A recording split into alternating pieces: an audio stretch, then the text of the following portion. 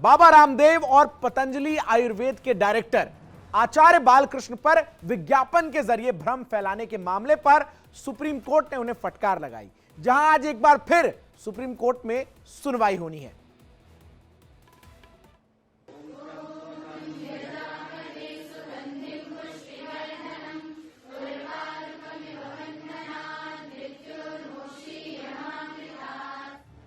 कानून के आगे बाबा रामदेव का शीर्षासन।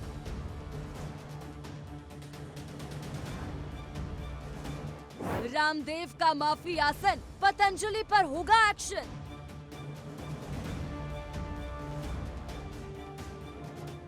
बाबा ने जोड़े हाथ, रामदेव को सुप्रीम फटकार।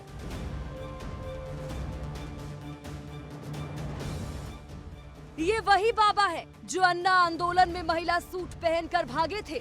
ये वही बाबा है जो पतंजलि प्रोडक्ट का विस्तार कर रहे हैं। ये वही बाबा है जो महामारी जैसी कोरोना बीमारी का ठीक होने का दावा कर रहे थे। ये वही बाबा है जो इंसानों की जिंदगी से खिलवाड़ करते आ रहे थे। नाम है बाबा रामदेव और आचार्य बालकृष्ण। दरअसल बाबा रामदेव और पतंजलि आयुर्वेद के डायरेक्टर आचार्य बालकृष्ण पर विज्ञापन के जरिए भ्रम फैलाने का केस चल रहा था और भ्रामक विज्ञापन मामले में सुप्रीम कोर्ट ने पतंजलि के एमडी आचार्य बालकृष्ण को एक हफ्ते में हलफनामा दाखिल करने का आखिरी मौका दिया था। फिलहाल बालकृष्ण ने हलफनामा दायर कर दिया है। अपने हलफनामे में रामदेव ने कहा कि मैं विज्ञापनों के मुद्दे के संबंध में बिना शर्त माफी मांगता हूं। मुझे इस गलती पर अफसोस है और मैं अदालत को आश्वस्त करना चाहता हूं कि इसे दोहराया नहीं जाएगा और इस तरह का कोई भी विज्ञापन जारी नहीं किया जाएगा। आपको बता दें कि इससे पहले 2 अप्रैल को भी बाबा रामदेव और आचार्य बालकृष्ण ने सुप्रीम कोर्ट से माफी मांगी थी, लेकिन उसके बाद भी सुप्रीम कोर्ट ने दोनों को फटकार लगाई थी और कहा था कि आपकी माफी पर्याप्त नहीं है, आप देश की सेवा करने का बहाना मत बनाइए। सुप्रीम कोर्ट हो या देश की कोई भी अदालत, आदेश का पालन होना ही चाहिए। जिसके बाद बाबा रामदेव और पतंजलि के एमडी आचार्य बालकृष्ण ने कोर्ट में हलफनामा दायर कर बिना शर्त माफी मांगी और सुप्रीम कोर्ट को भरोसा दिया है कि वो आगे से ऐसे विज्ञापन से बचेगी। अब आपको बताते हैं कि आखिर ये पूरा मामला क्या है। पतंजलि पर कोविड वैक्सीनेशन के नाम पर भ्रामक प्रचार का आरोप, कोरोनिल और श्वसारी से कोरोना का इलाज करने का दावा किया गया था। पतंजलि पर एलोपैथी के खिलाफ नेगेटिव प्रचार का आरोप भी लगा है, तो वहीं आयुर्वेदिक दवाओं से कुछ बीमारियों के इलाज का झूठा दावा करने का आरोप भी लगा है। वहीं इंडियन मेडिकल एसोसिएशन यानी कि आईएमए ने 17 अगस्त 2022 को पतंजलि के खिलाफ याचिका दायर की थी, जिसके बाद पूरा मामला सुप्रीम कोर्ट पहुंचा और सुप्रीम कोर्ट में अब पतंजलि के भ्रामक विज्ञापन मामले में आज सुनवाई होगी। जाहिर है कि सुप्रीम कोर्ट भ्रम फैलाने वालों पर सख्त रुख अपनाएगा। Bureau report, India daily live.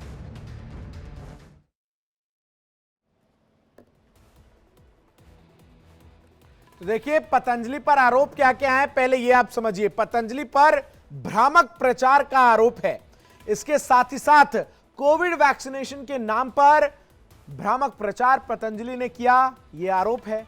Coronil और श्वासरी से कोरोना का इलाज करने का दावा भी पतंजलि की तरफ से किया गया और साथ ही साथ पतंजलि पर एलोपैथी के खिलाफ नेगेटिव प्रचार का भी आरोप जो है वो लगाया गया। इसके अलावा आयुर्वेदिक दवाओं से कुछ बीमारियों के इलाज का झूठा दावा भी पतंजलि की तरफ से किया गया। तो बात हम करेंगे आखिर किस तरीके से यहां पर जो ये पूरा मामला है, इसमें जो अब तक बाबा रामदेव की तरफ से माफीनामा मांगा गया, बाबा रामदेव के तमाम वकील जो है वो कहते हुए नजर आए कि हम जो है वो माफी मांगते हैं और हमारे साथ इस पूरे मामले को उठाने वाले आईएमए के जनरल सेक्रेटरी डॉक्टर जयेश लेले जुड़ रहे हैं। डॉक्टर बहुत बहुत स्वागत है आपका। और आप लोग तो शुरू से, मुझे याद है 2020-21 में टेलीविजन की तमाम डिबेट्स में आप वो चेहरा हुआ करते थे और लगातार इस बात को लेकर आप बड़े वोकल थे कि ये जो एडवर्टीजमेंट्स की जा रही हैं ये कहीं ना कहीं एक प्रोपोगेंडा है जो पतंजलि फैला रहा है पूरे देश में।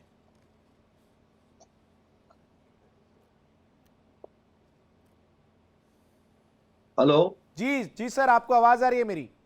हाँ हाँ, तो ये जो आपने बताया जैसे 20, 21 और 21 में काफी जो कोरोनिल की गोली का प्रचार किया गया, तभी हमने आरटीआई में, आयुष मंत्रालय में हमने निवेदन दिया था। हम्म। और हमारे पास उसकी वो टाइम के आरटीआई का रिप्लाई है आयुष मंत्रालय से कि हम्म। कोरोनिल दवाई को कोरोना के लिए ये यूज में प्रमाणित नहीं किया गया है। हम्म। और वही टाइम पे उन्होंने ऐसा बताया कि डब्ल्यूएचओ ने भी सर्टिफाई किया है, लेकिन ऐसा कोई सर्टिफिकेशन उनके पास नहीं था। हम्म। और हम इसके बाद में काफी वोकल थे, काफी अगेंस्ट थे कि ये कोरोनिल दवाई, ये कोरोना का डायरेक्ट कोई ट्रीटमेंट नहीं है। हम्म। इसके ऊपर हमारी चर्चा हमारे लोगों को बोलते रहते थे, लेकिन अनफॉर्चुनेटली वो टाइम पे हमारे जैसे मीडिया में बाहर के लोग जैसे रूरल एरियाज में है, वहां तक पूरा पहुंच नहीं है, वहां ये दवाई ली गई।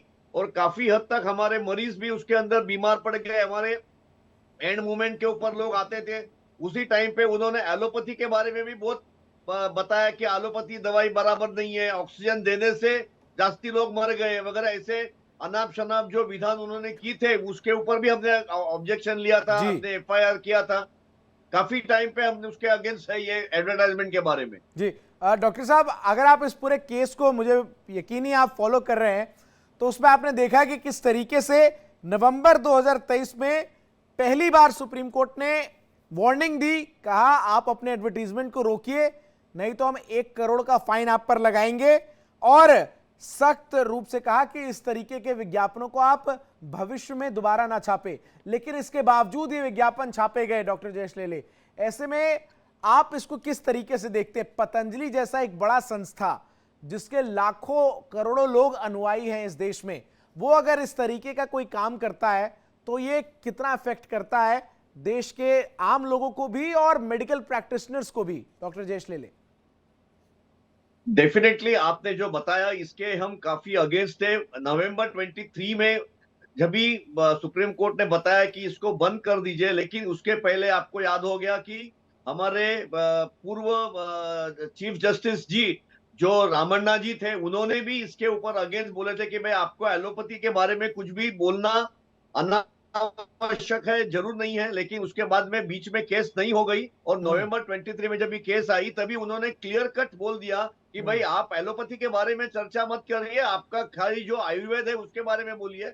और वो कोई भी आज जो बीमारी उन्होंने एडवर्टाइजमेंट में जो हमने डिस्कस की थी, हमने हर एक चीज का उसका साइंटिफिक रीत से, एलोपैथिक रीत से और साइंटिफिक रीत से तैयार करके सुप्रीम कोर्ट में पेश किया। फॉर एग्जाम्पल कोलेस्ट्रॉल है, ये डायबिटीज है, ये ब्लड प्रेशर है, ये कभी ठीक नहीं होने वाली बीमारी है, जो एज के हिसाब से आती है, जो अनुवंशिक है। तो इसके बारे में हमने क्लियर कट बताया। इन स्पाइट ऑफ दैट उन्होंने एडवर्टाइजमेंट किया, और बाद में सुप्रीम कोर्ट ने उनका जो डिस्कशन था वो अच्छा गहरा और स्ट्रिक्ट करके उन्होंने उसके ऊपर 1 करोड़ का फाइन लगाने का तैयारी किया। तभी डॉक्टर वो साहब, आज मुझे याद है मार्च कोरोना में। के उस दौर में किस तरीके से जो पूरा इंडियन मेडिकल एसोसिएशन है, जो तमाम डॉक्टर्स हैं, वो लगातार इन विज्ञापनों को लेकर मुखर थे। और ये विज्ञापन केवल कोरोनिल के प्रचार के लिए नहीं थे, बल्कि ये एक टारगेटेड कैंपेन के आप लोगों को उस समय नजर आ रहे थे, क्योंकि जिस मेहनत के साथ देश के डॉक्टरों ने वैक्सीन उस समय बनाई थी, और वो समय सभी को याद है, और हम वापस उस समय को जो है याद भी नहीं करना चाहते। वो एक ऐसा भयावह दौर था, लेकिन उस दौर में जब ऐसे विज्ञापन, ऐसे प्रचार प्रसार हुए, तो वो जो डॉक्टर्स लगातार 48 48 72 घंटे मरीजों के साथ थे, उन पर भी इसका बहुत असर पड़ रहा था। बिल्कुल, जैसे आपने बताया, आपको याद होगा कि जो 2019 कोरोना जब भी आया, तभी ऑल ओवर वर्ल्ड में एक तकलीफ हो गई थी। आपको याद होगा कि अपने वो टाइम के प्राइम मिनिस्टर जी जो मोदी जी थे, ऑनरेबल प्राइम मिनिस्टर, उन्होंने डॉक्टरों की बहुत प्रशासना की सराहना की कि उन्होंने बहुत अच्छी तरह से आज इंडिया में कंट्रोल किया है। आपको याद होगा कि मार्च 20 में उन्होंने थालियां बजाई, लाइट लगाए, और कुछ फुलझड़ फूलों की बरसात भी की, क्योंकि डॉक्टरों का जो वर्ल्ड में हमारे जाने माने डॉक्टर जो है वो हो गया। उसके बाद में आपको याद होगा कि जो फर्स्ट सेकंड वेव आई थी, तभी हमारे डॉक्टर लोग लगभग 1400 डॉक्टर एक्सपायर हो गए, क्योंकि वो आपने जैसे अभी बताया कि 20-20 33 घंटा काम करते थे, उनका वायरल लोड बढ़ गया और डॉक्टर्स लोग हैरान हो गए। वर्ल्ड में जो डॉक्टर एक्सपायर हो गए, ये इंडिया में सबसे जास्ती संख्या है परसेंटेज वाइज। और हमने जिस तरीके से in spite of population corona control किया, वो सराहना की, लेकिन डॉक्टर वर्ल्ड ने साहब, हमको सराहा है। पतंजलि की तरफ से बार बार ये कहा जा रहा था कि अगर मैं और हमारी संस्था किसी एक बीमारी को क्योर कर सकती है और हम इसको लेकर बाजार में आ रहे हैं, हम लोगों के बीच पहुंच रहे हैं, तो आईएमए को इससे आपत्ति क्यों है? उनका बार बार ये उस दौरान कहना था कि हम भी एक ऑप्शन दे रहे हैं और आईएमए के तहत जो एलोपैथी है उसके तहत भी एक ऑप्शन है। ये मरीजों के विवेक पर छोड़ा जाए कि वो किसको चूज करते हैं। ये बिल्कुल, उन्होंने जो कैंपेन चलाया था, वैक्सीन के अगेंस्ट कैंपेन चलाया था, कोरोनिल के फेवर में कैंपेन चलाया था, और उसी टाइम पे जो एलोपैथिक डॉक्टरों के ऊपर उन्होंने इल्जाम लगाया कि अननेसेसरली ऑक्सीजन दिया है, और उनकी टर टर टर करके आपको उनका एक वीडियो टर टर टर देखा होगा। बहुत ही निंदाजनक डॉक्टरों को ट्रीटमेंट दिया गया, वो ह्यूमिलिएशन के तरफ दिख रहा था। तो उसके बारे में लोगों को समझ में आया कि ये बहुत गलत है, और लोगों का भी उनके तरफ जो है वो एक पब्लिसिटी करके देखा गया, और उसी टाइम पे कोरोनिल का मेडिसिन का इफेक्ट उन्होंने देखा कि कोई कोरोना का इफेक्ट नहीं है, जबकि वैक्सीन 21 में आ गया था, और 21 के पूरे साल में उस अच्छा टाइम तो वैक्सीन दावा किया गया था पतंजलि की तरफ से कि कई ऐसे लोग हैं जिनका ऑक्सीजन डिप कर रहा था, उन्होंने कोरोनिल ली, वो क्योर हुए। ऐसे तमाम दावे थे उस समय पतंजलि संस्थान की तरफ से।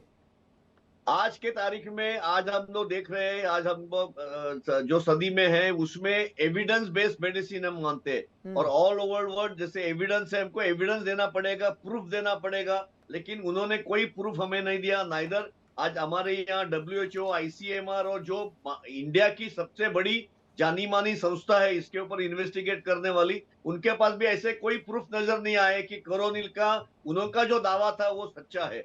इसके लिए वो कोरोनिल पीछे हट गया।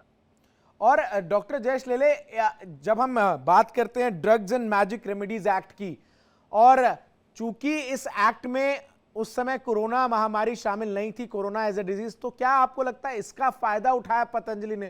क्योंकि ये जो drugs and magic remedies act है, ये बीमारियों को लिस्ट करता है कि ये बीमारियां हैं, और उसमें फिर एक नीचे प्रोविजन भी है कि विथ टाइम और ऐसी बीमारियां जो है वो उनको ऐड इसमें किया जा सकता है। क्या ये लूप होल जो है वो पतंजलि एज एन इंस्टीट्यूशन इसने आइडेंटिफाई किया और इसीलिए इसको इस तरीके से एडवर्टाइज किया गया? जो ड्रग एंड कॉस्मेटिक एक्ट के बारे में आप जिक्र कर रहे हैं, वो बहुत जूना एक्ट है, वो उसको अमेंड करना जरूरी है। और आज के तारीख में आपने जैसे देखा होगा 2019 में कोरोना में नॉट ओनली इंडिया लेकिन वर्ल्ड में उसकी जानी मानी दवाई दिख नहीं रही थी, सब लोग ढूंढ रहे थे, सब लोग उसकी ट्रीटमेंट गाइडलाइंस तैयार कर रहे थे। हम लोग रोज के रोज WHO के गाइडलाइंस आते थे, वो देखते थे, ICMR क्या बोल रहा है और एम्स क्या बोल रहा है, उसके बारे में हम लोग चर्चा करते थे। ऑलमोस्ट एवरी सेकंड डे डॉक्टरों की, जो चेस्ट फिजिशियंस है, इंटर्निस्ट है, आईवी हॉस्पिटल में ICU में काम करने वाले, उनकी मीटिंग होती थी, और वहां नतीजा निकलता था कि किस मैं एक तरह से आखिरी सवाल कोरोना का पूछूंगा डॉक्टर ट्रीटमेंट साहब किया आपसे। जाए। बाबा रामदेव की तरफ से कोर्ट में माफीनामा भी दायर किया गया है, कहा गया कि आगे से ऐसी गलतियां नहीं होंगी। आप लोग मेडिकल प्रैक्टिशनर्स हैं, आप लोग क्या चाहते हैं इस पूरे मामले में कोर्ट की तरफ से जो फैसला है वो कैसा हो?